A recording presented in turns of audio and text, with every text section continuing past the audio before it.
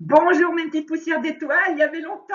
Alors je suis contente de vous accueillir bien, dans mon espace bureau, mis en place depuis peu. Il n'est pas encore tout à fait avec les bons éléments, ça arrive. Avec le confinement, il y a des choses qui prennent un peu de retard, c'est pas grave du tout. Le principal, bien, c'est de pouvoir vous parler, je suis contente. Alors, je vais vous solliciter et vous demander si vous voulez bien. Alors bien sûr, hein, rien n'est imposé. Vous le ferez si vous le voulez, si le cœur vous en dit. J'aimerais que vous me mettiez un petit commentaire ou alors vous utiliserez le moyen de communication qui vous semble le plus facile, le plus rapide pour vous, qui avez peu de temps. Mais je voudrais savoir un peu ce que vous pensez de cette belle image, enfin que moi je trouve très belle, avec cette grenouille qui porte sur son nez un joli papillon. Je voulais savoir ce que ça vous dit pour voir si on est un peu sur la même longueur d'onde et si elle est vraiment parlante pour tout le monde, cette photo. Donc, merci déjà à ceux, à celles qui voudront bien me prêter un peu de leur temps si précieux pour me mettre à les quelques mots, hein. C'est pas un roman, hein, que j'attends. Voilà. Est-ce que vous vous souvenez pourquoi on se voit aujourd'hui? Eh bien, aujourd'hui, on se voit pour parler des accords Toltec. Ça fait un petit moment que je vous en parlais, je vous en ai d'ailleurs déjà cité peut-être un ou deux. Alors, eh bien, on va y aller. Alors, les accords Toltec, j'avais deux possibilités. Soit effectivement, eh bien, j'abordais les quatre accords, hein. Premièrement, tu feras ci, deuxièmement, tu feras pas ça. Eh ben, j'ai pris un peu plus de temps et j'ai préféré vous présenter en fait la voie Toltec au travers de ces quatre accords et même avec en bonus le cinquième accord.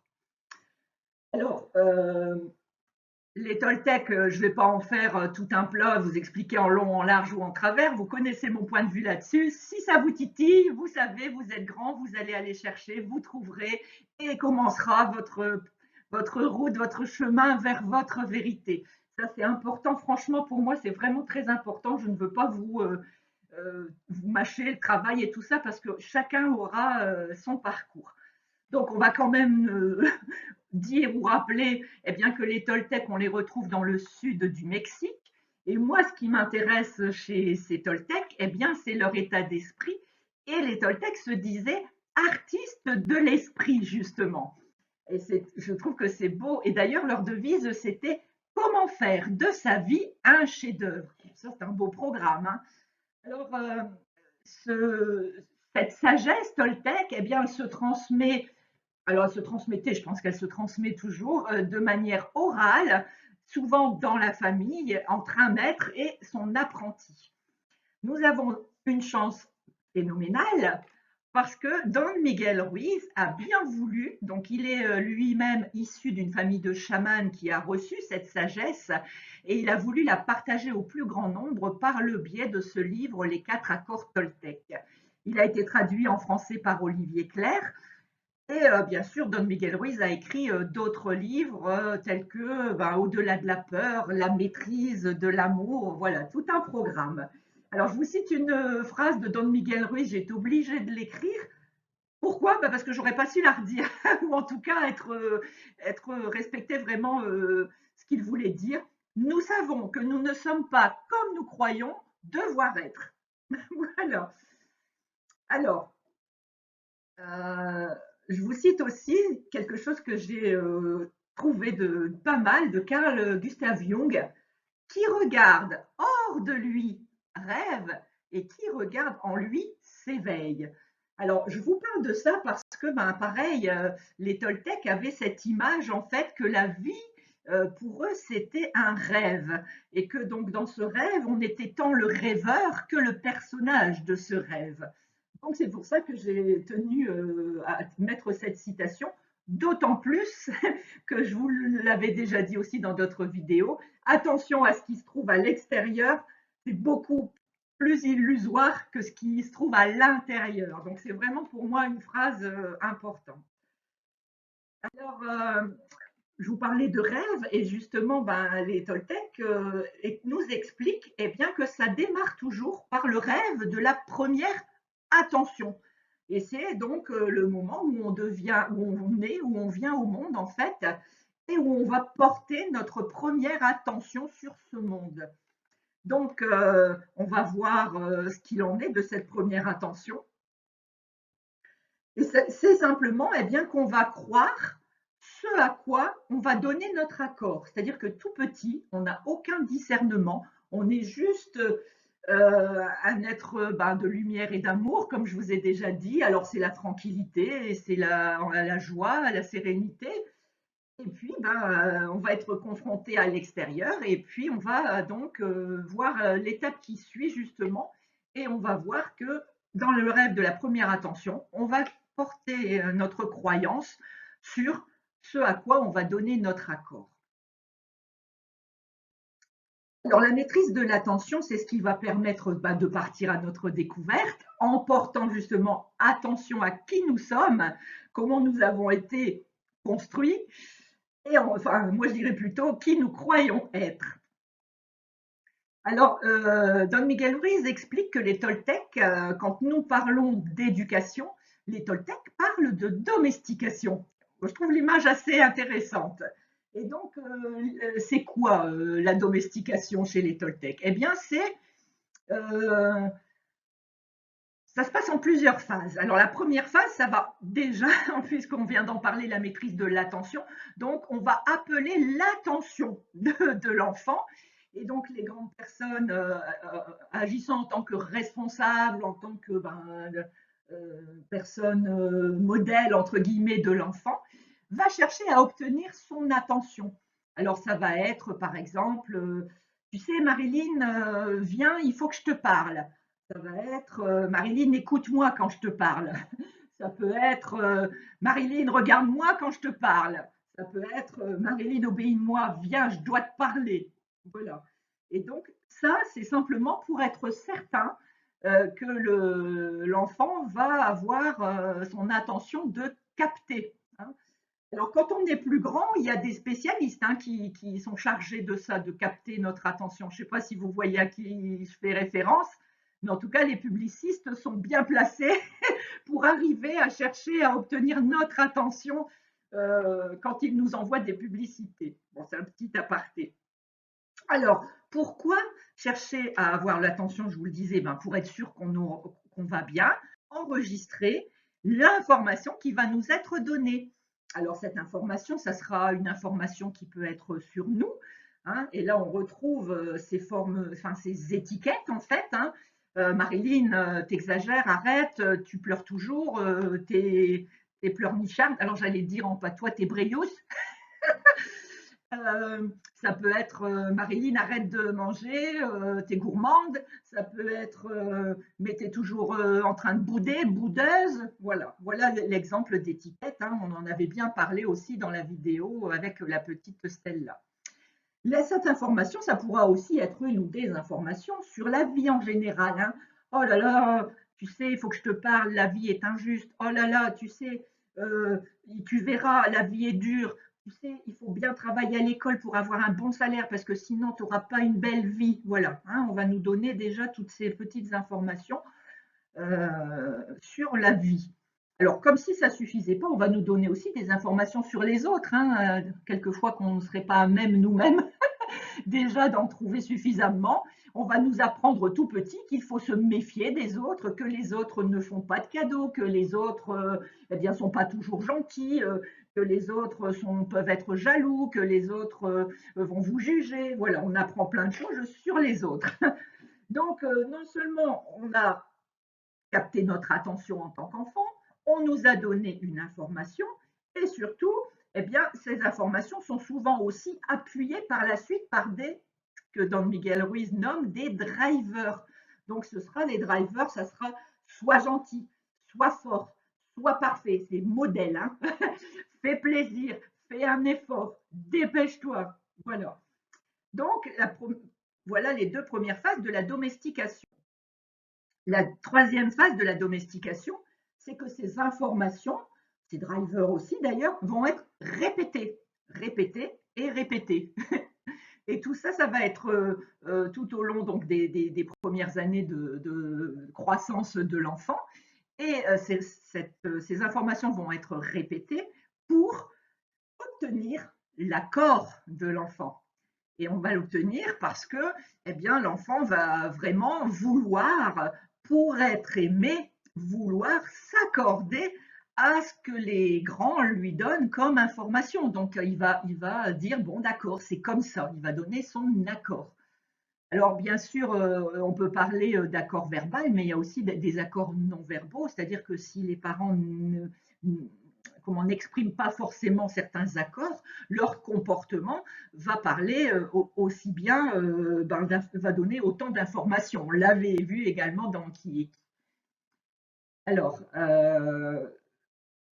non seulement on va faire ça pour obtenir l'accord, mais en plus, on va même instaurer des punitions ou des récompenses pour être sûr, hein, pour être sûr, eh bien, d'avoir des marqueurs somatiques positifs ou négatifs qui vont venir se mettre dans la raison. Je ne sais pas si vous vous souvenez de nos émotions, pour que justement on comprenne que quand on a une récompense, eh bien, c'est parce qu'on est aimé et parce qu'on a fait quelque chose de bien. Et sinon, on est puni. Comme ça, c'est vraiment en plus appuyé par ça. Alors, les récompenses, ben, ça pourrait être, eh ben, si tu me ramènes un beau bulletin, tu auras 10 euros. Si tu me ramènes un beau bulletin, tu pourras aller à l'anniversaire de ta petite copine. Si tu me ramènes un beau bulletin, tu pourras t'acheter la robe que tu voulais ou les chaussures, les tennis que tu voulais. Les punitions, ça peut être ah oui, tu as eu 14, ah ben moi je pense que tu aurais pu avoir mieux. Ce week-end, tu ne sortiras pas, tu travailleras un peu plus. Voilà, mais je sais que vous êtes grand et que vous aurez plein de. Et puis en plus des exemples de la vraie vie là-dessus. Voilà. Donc, on a cherché à obtenir l'attention, bien sûr, avant de donner une information, comme ça on est sûr qu'elle est entendue. On répète ces informations, l'enfant finit par donner son accord, et aussi on instaure des punitions récompenses pour que ce soit vraiment bien engrangé dans la raison, pour que le dur dure. Euh, alors, je voudrais vous parler d'un parasite à l'intérieur. J'ai mis ici une image de Guy. Eh bien, ce parasite intérieur, en fait, c'est tout ce qu'on vient de voir, les étiquettes, les drivers et tout ça. En fait, l'enfant va les inscrire dans ce que la voix Toltec appelle le livre de la loi. Et bien sûr, le livre de la loi, chaque individu a son livre de la loi avec ses étiquettes, avec ses drivers, avec ses injonctions, avec ses idées sur les autres, avec ses idées sur la vie, avec ses idées tu dois ci, tu dois là. Voilà. Alors, si je parle de parasite, c'est parce que vous allez voir par la suite, quand juste un peu de gui se met sur un arbre, au début, ben, on ne le voit pas, ça passe inaperçu. Et puis ça grandit, ça grandit, ça grandit, et ça prend vraiment, vous avez certainement tous vu des arbres remplis de boules, et ça finit par étouffer eh bien, l'être initial qui était l'arbre.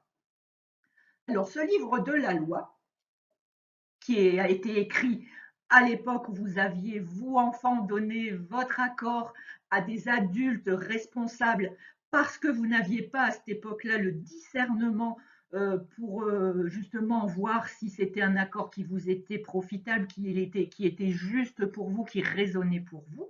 Eh bien, ce livre de la loi va entraîner des images de perfection. Ça veut dire, ce qu'on a vu tout à l'heure, là, si je veux vraiment que, par exemple, avoir une récompense, il faut vraiment que je travaille bien à l'école. Si je veux que mes parents m'aiment, il faut que je sois gentille. Si je veux que les autres m'apprécient et jouent avec moi, je dois être gentil avec eux. Voilà ces images de perfection qui sont en train de se créer suite à ce fameux livre de la loi. Alors qu'il y ait des images de perfection, ma foi, hein, mais le pire, c'est que bien souvent, ça se transforme en un idéal de perfection.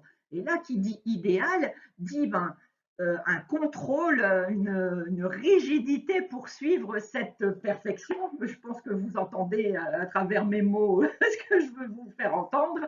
Voilà, donc oui, cet idéal de perfection. Alors, si on écoute sémantiquement ce que ça veut dire perfection, c'est juste qui est fait jusqu'au bout totalement. Donc, bon, vous voyez, oui, il faut que ce soit fait entièrement, mais on ne parle pas de qualité, d'obligation et de tout ça. Donc, encore une fois, derrière chaque mot, eh bien, se met une définition qui est propre à chacun, chacune, hein. Donc, ces images de perfection, si ça devient un idéal de perfection, ça va être très bloquant pour le développement de la personnalité, enfin pas de la personnalité, de l'être plutôt.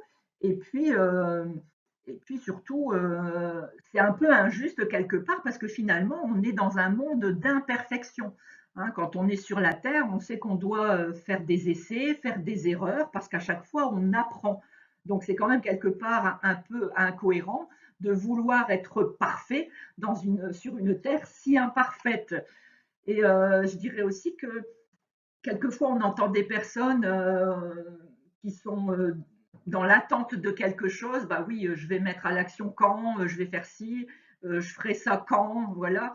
Eh bien, ces personnes, c'est parce qu'elles ont vraiment un idéal de perfection. Ça veut dire qu'elles ont une quantité de cases à cocher avant de pouvoir soit se mettre en action, faire quelque chose, hein, passer à l'acte. On trouvera aussi des personnes qui vont plutôt être, elles, eh bien, dans le besoin. Et là, quelqu'un qui sera dans le besoin manifeste un manque. C'est pas du tout la même chose. Hein. Donc, quelqu'un qui sera dans l'attente d'obtenir quelque chose, c'est quelqu'un qui a un idéal de perfection et que rien n'est jamais assez beau pour le satisfaire. Quelqu'un qui sera dans une situation de besoin, eh ben, c'est plus parce qu'elle manifeste un manque. Alors, on a vu le livre de la loi, les images de la perfection. Maintenant qu'on a ce fameux guide, un code de la route, on va dire, eh bien, qui va nous aider à le respecter, ce code de la route? Enfin, nous aider ou surtout nous contrôler pour savoir si on va le respecter, savoir si on respecte bien les accords qu'on a signés avec ces personnes adultes et responsables. Eh bien, c'est notre juge intérieur. Alors, ce juge intérieur, hein, une fois que notre livre de la loi est constitué, eh bien, notre loi, c'est le juge qui va nous dire si on a bien travaillé. Alors, j'aime aussi assez à dire que le juge ment, parce que ben, vous pouvez être dans une situation où après avoir, conformément à votre idéal de perfection, beaucoup travaillé et obtenu soit une bonne note, soit carrément un examen, eh bien, votre juge intérieur arrivera à vous envoyer des idées du genre oui, en même temps, c'était normal que tu réussisses cette fois-ci, c'était facile. Ou bien ah oui, c'est bon, oui, tu as réussi, tu as eu 14. Moi, je pense que tu aurais pu avoir 16. Voilà.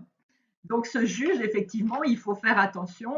Ah oui, il faut en tenir compte, mais pas forcément l'écouter, surtout quand il ment.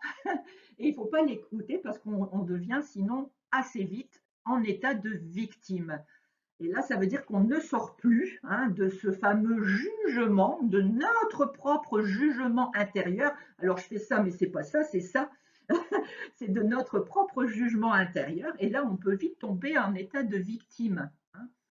Alors, ce qui se passe là-dedans, c'est que notre juge intérieur, qui est de bonne volonté certainement, eh bien, lui, son rôle, c'est de faire respecter le livre de la loi, mais ce qu'il oublie, c'est que ce livre de la loi a été, les accords qui le composent ont été signés, entre guillemets, quand vous étiez enfant, sans discernement, et par rapport à des croyances des adultes, en fait. Hein.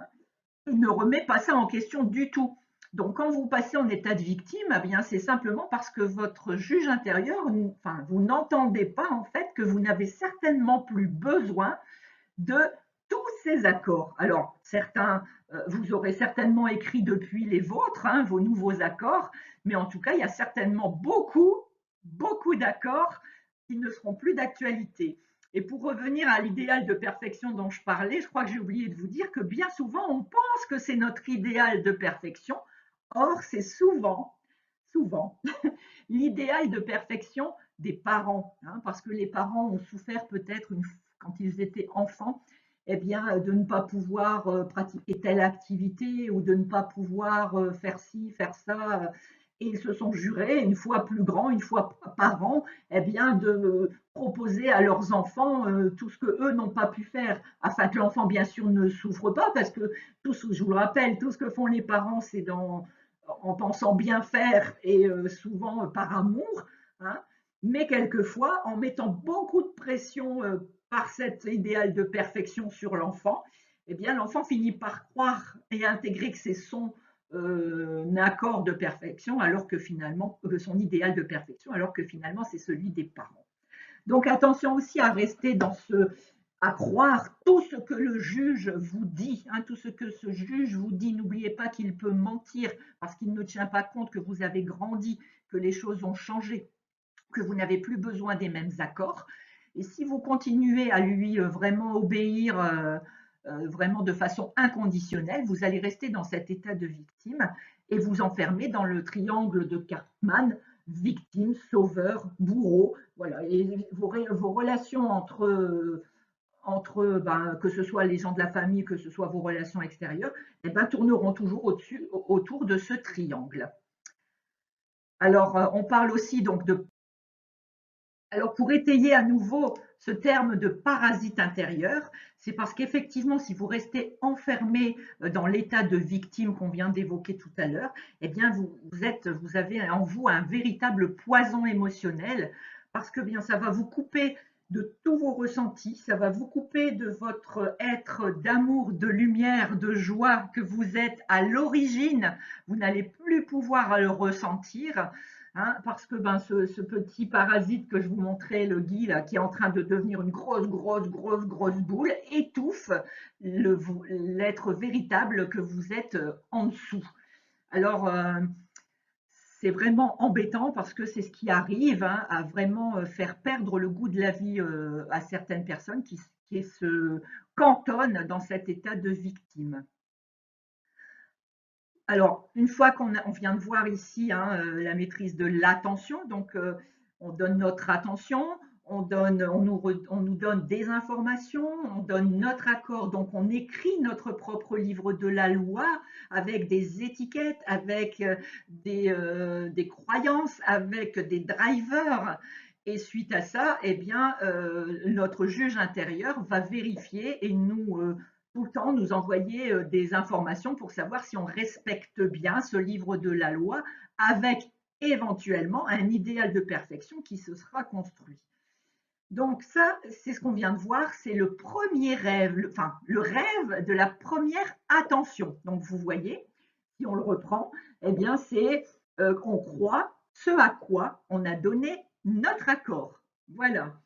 Alors je vous invite, si vous le voulez, c'est toujours pareil, avant la prochaine vidéo, eh bien, de prendre un petit calepin et puis d'essayer de recréer votre propre livre de la loi avec les croyances que vous avez entendues enfant, les drivers que vous avez entendus enfant de votre papa, de votre maman, de votre mamie, de la nounou, peu importe, hein, tout ça. Et de regarder si aujourd'hui tout est encore d'actualité, si aujourd'hui tout ce qui est encore dans ce livre est vraiment utile pour vous et surtout si vous continuez à l'utiliser. Et je vais vous refaire une petite image encore quand on parlait du rêve tout à l'heure, hein, du rêve de la première attention. C'est comme si tout ce qui est écrit dans ce livre de la loi, pour chaque ligne, on vous avait donné une graine et que cette graine, eh bien, vous l'aviez plantée comme ça. Hein, on vous donne une graine, ben, vas-y, plante, hein, c'est pour toi plus tard. Hop, vous plantez tout ce qu'on vous donne. Et puis après, finalement, quand ça a poussé, vous vous trouvez devant quelque chose qui n'a ni queue ni tête, qui ne ressemble mais pas du tout à vos attentes, qui n'est pas du tout. Il y a plein de choses dedans que vous n'aimez pas. Il y a des choses qui sont en train d'étouffer d'autres choses. Voilà, et il vous faut un travail monstre pour défricher ce jardin. Tout ça parce qu'on vous a donné des graines sans vous expliquer eh bien, comment les planter, quand elles pousseraient, ce qu'elles donneraient. Donc tout ça, vous ne l'aviez pas, vous étiez trop petit, vous étiez enfant, vous n'aviez pas ce discernement. Donc, eh bien, on vous a donné une graine, vous l'avez plantée. Votre jardin à vous, ce rêve de la première attention, c'est un jardin qui est innommable et puis qui ne vous ressemble surtout pas. Vous savez bien que si je vous parle du rêve de la première intention, attention, il y a le rêve de la deuxième attention. C'est ce qu'on verra dans la vidéo plus tard. Le rêve de la deuxième attention et surtout, eh bien, la maîtrise de la transformation qu'il va falloir mettre en œuvre hein, ou en action pour arriver à dépasser. Sur ces quelques paroles et cette image d'un beau ciel bleu malgré un pauvre arbre parasité, eh bien, débarrassez-vous de vos parasites intérieurs. Et moi, je vous fais plein de bisous. Je vous envoie tout mon amour. À bientôt!